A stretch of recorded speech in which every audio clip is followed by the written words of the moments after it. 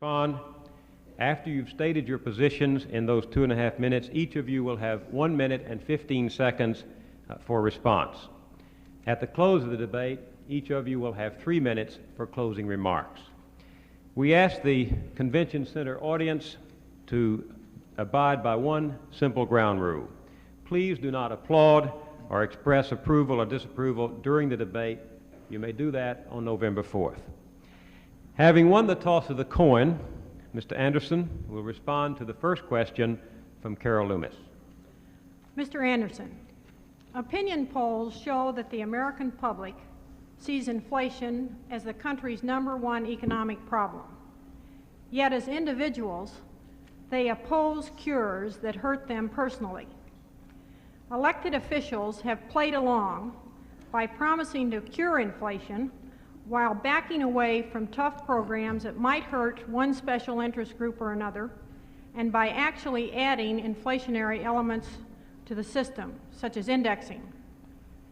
They have gone for what is politically popular rather than for what might work and amount to leadership.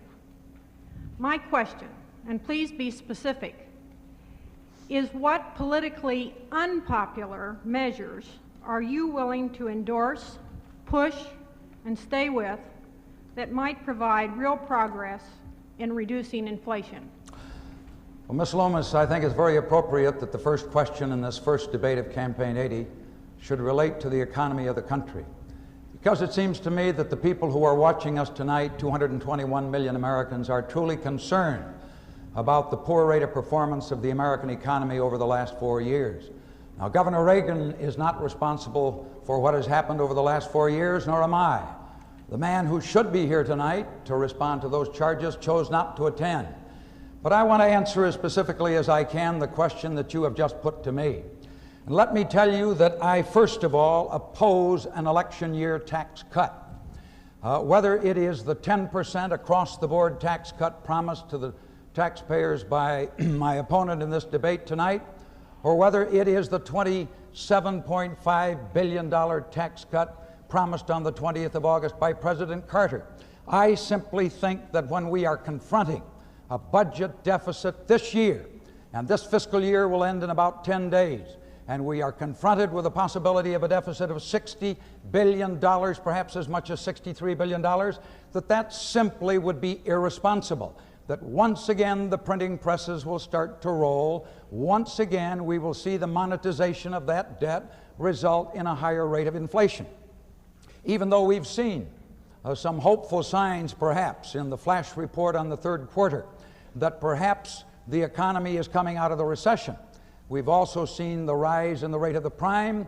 We have seen mortgage rates go back up again, a sure sign of inflation in the housing industry.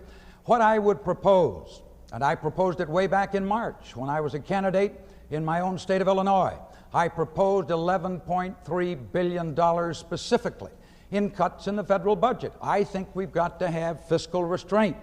And I said at that time that one of the things that we could do that perhaps would save as much as $5 to $7 billion, according to one of the leading members of the House Budget Committee, was to recalculate the index that is used to determine the cost of living benefits that are paid to civil service retirees, to military retirees. That we ought to, in addition to that, we ought to pay those retirement benefits on the basis of once a year rather than twice a year and save $750 billion. In other words, Anderson, fiscal restraint, your time I think, is is necessary. Ms. Loomis?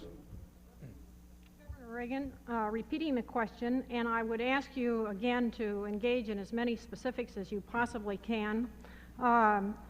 What politically unpopular measures are you willing to endorse, push, and stay with that might provide real progress in reducing inflation?